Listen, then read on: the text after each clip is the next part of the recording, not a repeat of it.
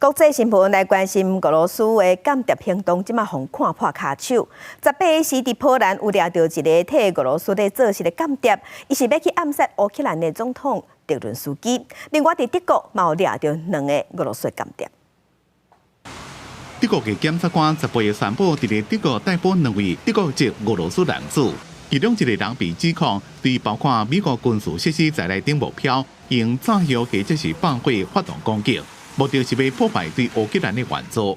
Insbesondere auf militärisch genutzte Infrastruktur und Industriestandorte. Beschuldigten, der ebenfalls festgenommen worden ist.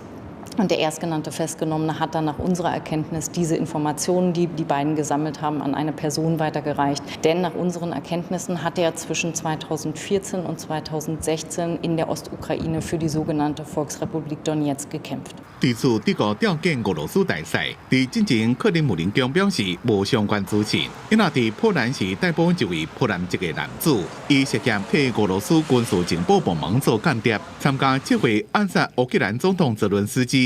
甲波兰东南部瓦郡乌克兰边境一座由美军控制，而且和泽伦斯基会当出入的机场的安全资讯交予俄罗斯。公司新闻黄文玲编辑。